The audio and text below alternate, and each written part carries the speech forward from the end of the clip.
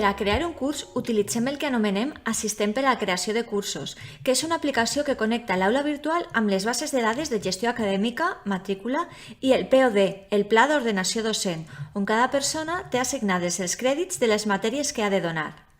Teniu l'enllaç a l'assistent en el blog Enllaços UCI.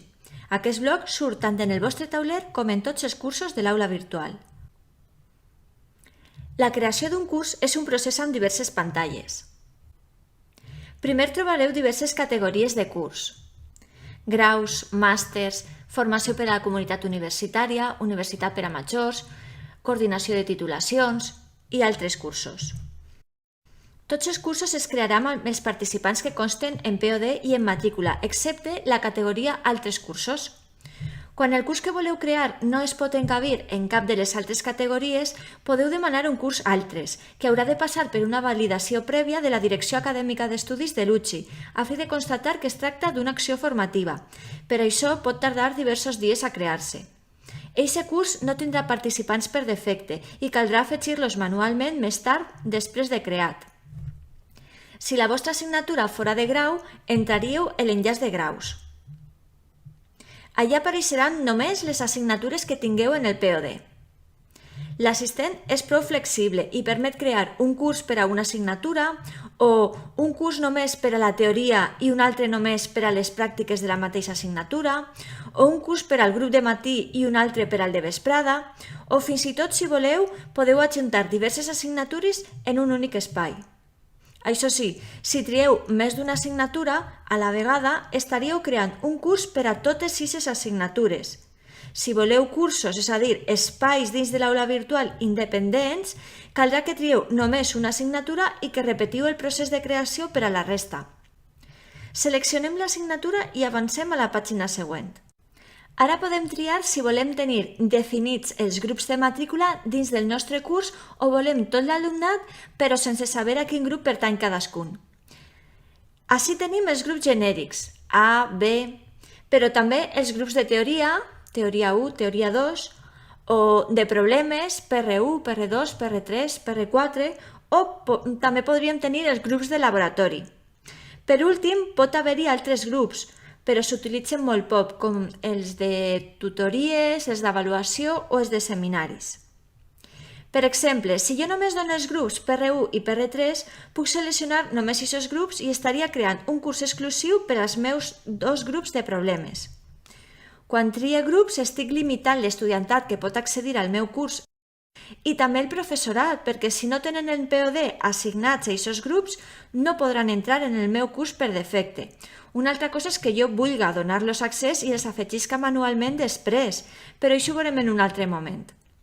Estàvem triant 2 grups. Per a triar més d'una opció, si no apareixen seguides, ho faig amb la tecla Control en Windows o Linux o amb opció en Mac. Un altre exemple, si vull tenir a tot l'alumnat, però potser en algun moment m'interessa poder adreçar-me només al grup A o només a un grup de PR concret o posar activitats amb dates de lliurament diferents segons el grup, seleccionaria els diversos grups. Però tornem a l'opció anterior. Per a incloure grups al curs, els seleccione, si cal amb la tecla Control o amb l'altra opció, i els passe a la dreta. M'apareixerà una finestra emergent que em donarà l'opció de crear un grup en el curs per cada grup que he triat ací o fusionar tots els grups que he triat en un únic grup. L'opció més comú és la primera.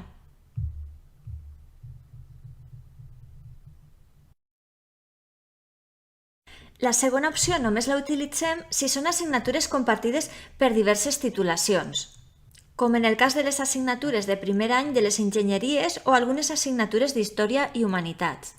Per exemple, podria crear un grup que fora SM1001 grup A i AM1001 grup A. I així sí que vull que les fusione. I el nom del grup seria A. D'aquesta manera, en comptes de tenir en l'aula virtual 2 grups A, un per a cada titulació, tindria un únic grup A amb tot l'alumnat de les 2 titulacions del grup A. Continuem a la pàgina següent de l'opció 1 i es proposa un nom per al curs que és el nom de l'assignatura, seguit dels grups que hàgim triat, si és que n'hem triat algun. Normalment el nom sol ser prou encertat i no calen canvis, però si volem fer algun canvi estem a temps. Per exemple, podem afegir al final el nostre nom si són diversos docents i cadascú té un curs diferent, o podem afegir si és per al grup de vesprada o de matí. O podem fins i tot traduir el nom a l'anglès si és per al grup en anglès d'una assignatura on la resta de grups són en català o en castellà. Quan tinguem el nom, avancem a la darrera pàgina i comprovem que tot siga correcte. Si és així, ja podem punxar la icona del sobre per a crear el curs que apareixerà en un parell de minuts a l'aula virtual i rebrem també un correu de confirmació.